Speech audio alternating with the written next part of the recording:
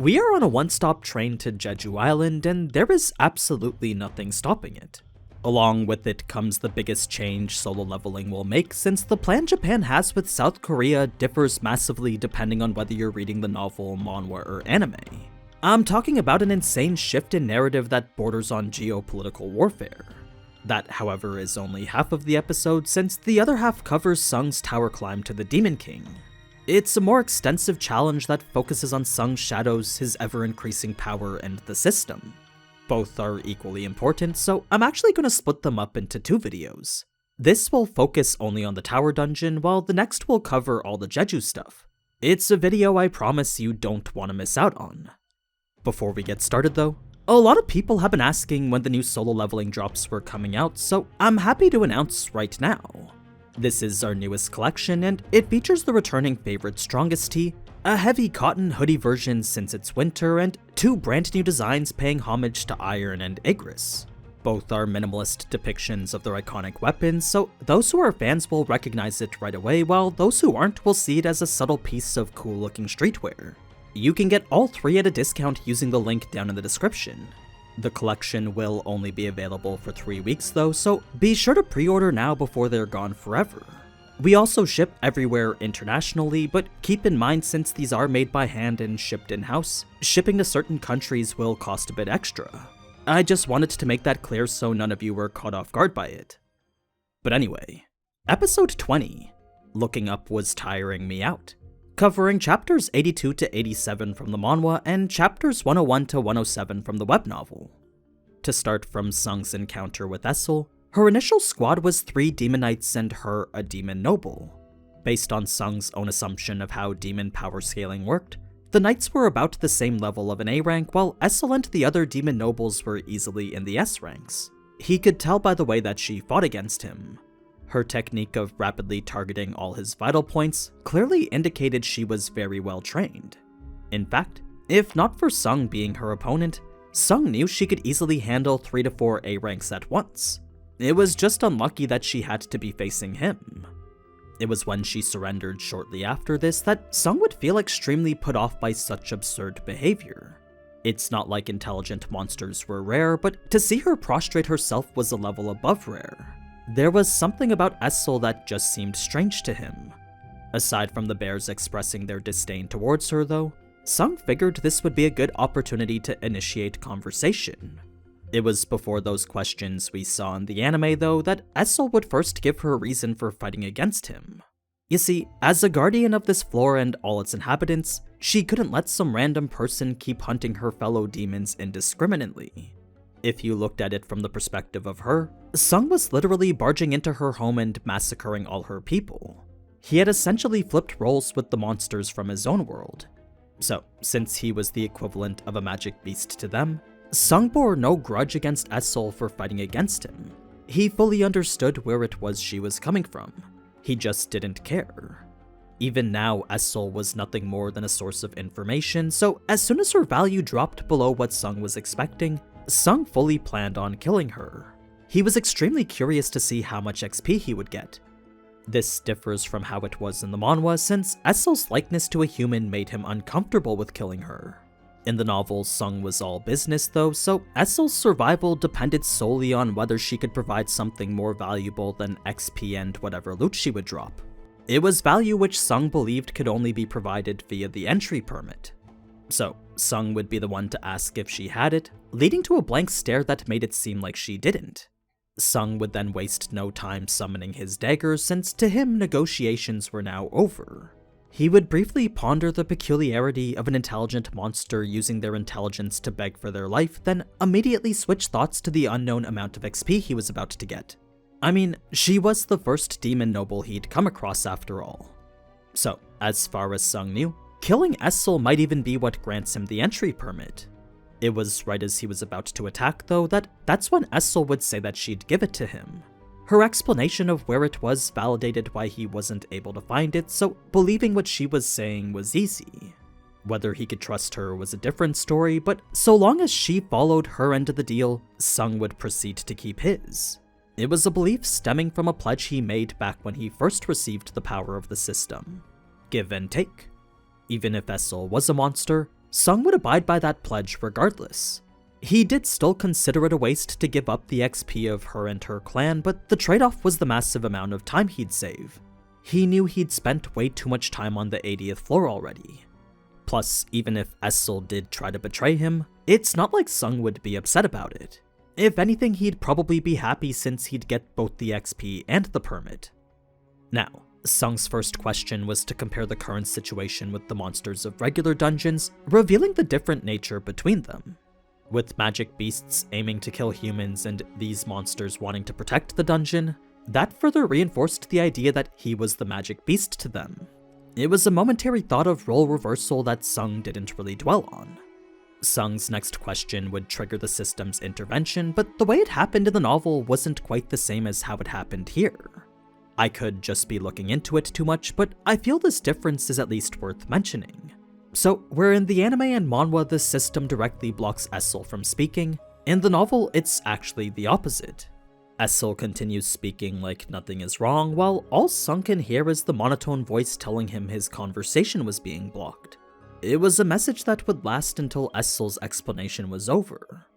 So, while the outcome was the same with regards to Sung not getting the information he wanted, the system's way of deafening him implies a level of control over him we may not have expected. Now, the system blocking Essel was actually a mistake on its part because had it not interfered with Sung at all, then Sung felt he wouldn't have suspected anything. He would have assumed Essel's explanation to be nothing more than a system-made backstory, since with every aspect of these instance dungeons always being so game-like, it wasn't far-fetched to consider Essel's story another one of those elements. To him, it would have just been a simple bit of backstory for an NPC. It was the moment the system intervened, though, that's when Sung knew for certain she had answers. Whatever enemy she was referring to clearly held relation to whatever was going on with him. The system had acted way too sensitively for that not to be the case. Either way, with the system exhibiting influence over Earth, these monsters, and even him, it was clear it had some sort of transcendental powers. Something Sung knew he needed to be wary of. Essel passing out couldn't be fixed by any of Sung's potions, so the wait for her had actually led to numerous battles. As it turns out, demons without intelligence often considered demons with intelligence as enemies. So, with Essel out in the open as easy prey, many demons had tried to attack her. There was a whole pile of them right next to her when she woke up. Now, this next part is actually kind of a side thing, but it was common throughout all three mediums that Sung wouldn't know what personal space was. There would be times where he'd put his hands on her, and every time Sung would sense an increased heart rate. Because it was for nothing more than standing her up or guiding her forward, Sung would assume it was because she was scared. The manhwa and anime show it for what it really is. It's when we get to the Radaru Castle that Essel would have committed the equivalent of the Trojan horse for the demon realm. It was after her dad's justified reaction to it that he would quickly piece together this was the person who killed Vulcan and Metis. As trusted allies he was rather fond of, he was reminded of how sad he was when the news of their defeat first got to him. It's from this that Essel's dad knew he shouldn't fight, since to do so would require being ready to sacrifice everyone. Keep in mind, that wasn't due to the fact these demon nobles were weak. I mean, each was the equivalent of an S rank. It's just that Sung was way stronger now. Plus, with the Radaru clan being the weakest out of all of them, it was much easier to just believe Sung's words and avoid a fight altogether. That's when the dad would ask what else Sung wanted, fully expecting to hear something unreasonable. Reason being that after years of dealing with the demands of those who were stronger, not once were they ever fair. They were always made to insult both him and his people. So, to know this situation was likely the same, Essel's dad could only wait in frustration. It was when Sung asked for Essel herself that all the knights would gasp in astonishment. To see such peculiar reactions from those he considered monsters, well, that served to validate Essel's story from before. He started to think perhaps there was some truth to what she said after all. It was once the whole guide thing was cleared up that's when Essel's dad would contemplate what all this really meant. Like, to him Sung was essentially a calamity, and this calamity had just walked straight through their front door. He would think back to the day he first arrived here and remember how he knew the order they'd constantly been hearing was preparing them for something. They didn't know what it was, but just like how one would eat when they're hungry or sleep when they're tired, it was an impulse they felt the need to carry out instinctively. So when the news of an invasion reached him all the way up here, immediately he knew this was what they needed to protect their land from. A subjugation force would eventually be sent out to deal with it, only to reveal these invading soldiers weren't as powerful as he thought. There were groups of soldiers harder than the others, but those just required a bit of preparation. Sure, victory wasn't guaranteed against any of them, but none of them seemed outright impossible. That is, until they saw Sung. Still, negotiations with the human did hurt his pride, but that was far better than the alternative. And yes, the entry permit was something Essel's dad was supposed to protect, but the cost of doing so was just too high. He knew Sung was far too powerful to even consider fighting. It was even with all his shadows being clearly visible to him that Essel's dad could tell this wasn't even all Sung was capable of. Though he didn't know why, Sung was clearly hiding his true power.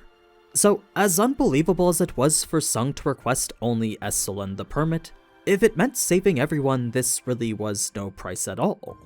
Plus, with this protecting the sanctity of the floor he was responsible for, technically he wasn't going against the order of the unknown voice either. The only risk he carried was with Essel. So, it was once Sung confirmed she'd be fine that the permit would be handed over and everyone happy. For Sung, this was a bit more of a surprise since this would be the first time he'd acquired a key item through dialogue.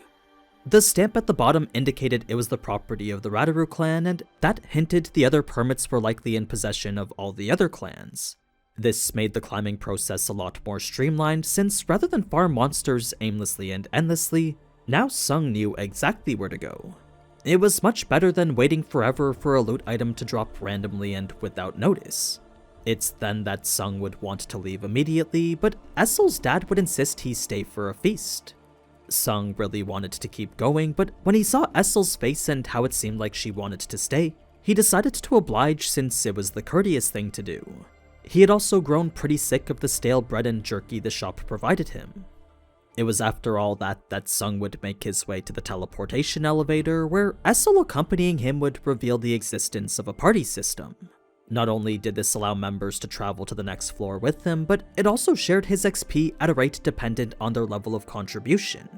Naturally, this made Sung more than a little bit worried, since to lose out on XP was quite literally the worst thing imaginable for him.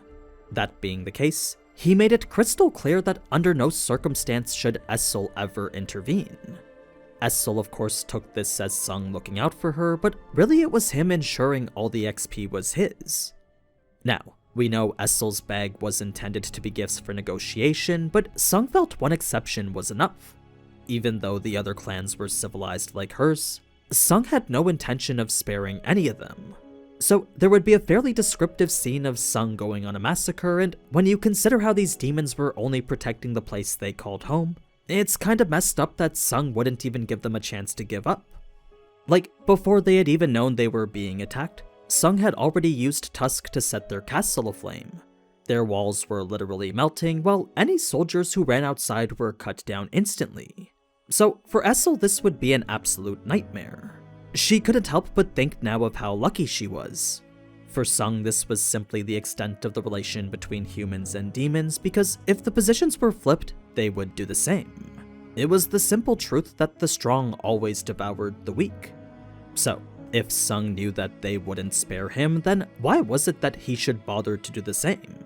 This was the logic Sung decided to proceed with. This brings us now to a funny scene with Iron, since after clearing out another camp of demons, he had rushed over to Sung, eagerly awaiting his praise. Sung would then ask if he was sure he was finished, to which Iron would nod confidently.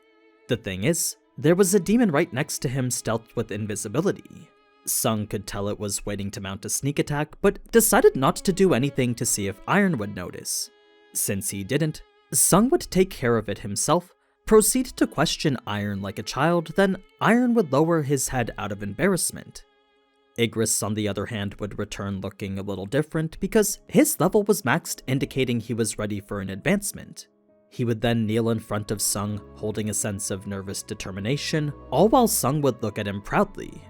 As the first in his army to achieve such a feat, Sung believed it was well-deserved since Igris was always the one who fought the hardest. Sung would then establish the command enabling this advancement, speak the word triggering its commencement, then witness Igris evolve like he was a Pokemon. It was a moment that was a lot more epic in the manhwa, a scene visually similar to when Sung first became the Shadow Monarch.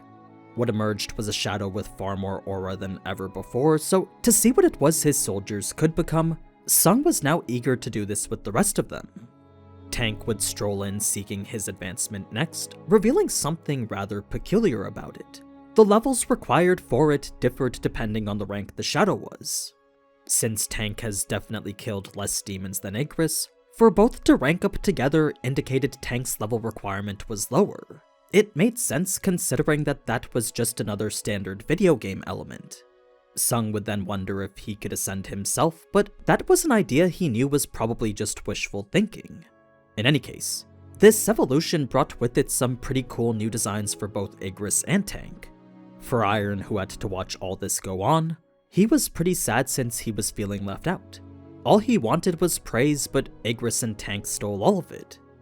Now, floor 90 and above was the level of Superior Nobles, so if Demon Nobles were at minimum the S rank, then Superior Nobles would be well above that. Essel was a bit worried Sung might fail, since if he did end up losing, the wrath of the upper clans would come barreling down on hers. It's for that reason she wanted to try negotiations first. She was trying to plan ahead just in case. The 90s did in fact prove to be a challenge, since where before his mana levels barely took a hit, now they fluctuated greatly. It meant his soldiers were getting destroyed and regenerated a lot now. Sung himself looked to be putting in work as well, since a hazy gas could be seen emitting from him.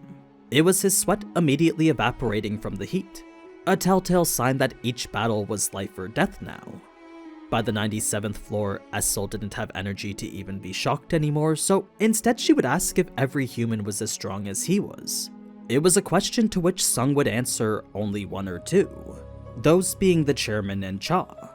The others didn't seem very strong at all anymore, especially Choi since Cha was quite a few tiers above him. So, if he was to judge based on their auras alone, there was a massive difference in strength amongst the S ranks. The reason I say massive is because, by Sung's observations, the difference between them was probably greater than the difference between the lower ranks. Like, say there did exist some form of double S rank, the difference between that and the regular S rank could be more than the gap between an A rank and the E rank. It was hard to say for sure since S rank mana levels couldn't be measured like that.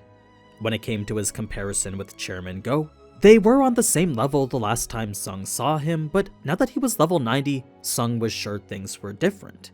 He was genuinely excited to go back home and compare, thrilled by the thought he might be able to consider them even weaker now. Now, the real reason Sung didn't need Essel anymore was because his perception stat had gotten to the level where he could find the permit without her. With the aura of the superior nobles being so strong, Sung could easily sense exactly where they were located. It made it so a guide was no longer necessary. Plus, he didn't really want to walk around with extra baggage. Essel would then question her own usefulness, leading Sung to walk up to her and tell her she worked hard. Her reaction was another emotion Sung never expected from a monster. But it was with each and every new one he got to see that it validated more and more the story she told before.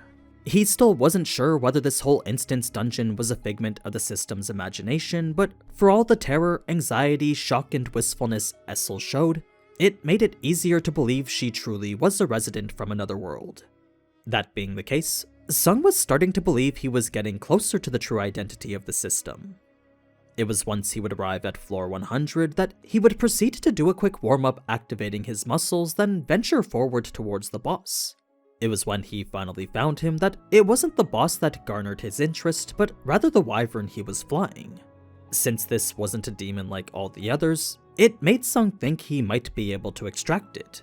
So now he was just as excited as he was back when he had the chance to extract Baraka. The fight then proceeded extremely faithful to the manhwa, minus a slight change where Tusk would be the one to bring the wyvern down. Baran's army would be estimated in the thousands, so Sung was essentially up against the equivalent of 1,000 A ranks. Then the opening skewering was a move Sung had intentionally waited for, creating a scene straight out of Vlad's playbook. The novel presents the fight as something significantly easier for Sung since there wasn't much of the struggle we saw in the anime. His immunity to lightning meant he could run around without issues, then their initial clash here had actually been what knocked Baran out of the sky. The two would then immediately engage. Sung would have to abandon his robe because it caught on fire, then after that he would proceed with a Sid-like battle, dodging everything perfectly. It was necessary to do so considering any attack could prove to be fatal now. So, Sung would dodge with the smallest of margins, all while gaining ground in the process. It was once he was right in front of Baran that he would reminisce of the battles he had before, thanking them for providing the power to fight evenly against such an absurdly strong monster. It was no exaggeration to say each floor molded and refined him for this exact moment. Sung would then land a critical hit on Baran's shoulder, leading to a fair spout of blade-to-blade combat. At first it seemed relatively even, up until Sung would use Ruler's Touch to stagger Baran. This would bring him to his knees, then create an opening allowing Sung to land the decisive punch. Sung would then follow it up with a weirdly placed punch straight into Baran's mouth, effectively preventing him from attacking with his magic. He would then treat his head like a glove, batter it around until it was gone, then thank Baran too for everything he was about to provide for him. So, while the fight was still fairly intense, in the novel it didn't seem like Sung ever had a chance of losing. It was nowhere near as close as the manhwa or anime. Now, if you're wondering how Ruler's Touch could even be used here, it's because that's one of Sung's skills that don't use mana. Just like how Shadow Preservation allows him to summon shadows without mana as well, Ruler's Touch can be used with zero cost whatsoever. But yeah, that was the Tower Dungeon and Sung's fight against the Demon King. This was, however, only half the cut content, so if you want to see the crazy stuff regarding Jeju next, then be sure to subscribe since that video will be out soon. But anyway, thanks again so much for watching, and if you want to support the channel then consider checking out the merch. Until next time though, ciao!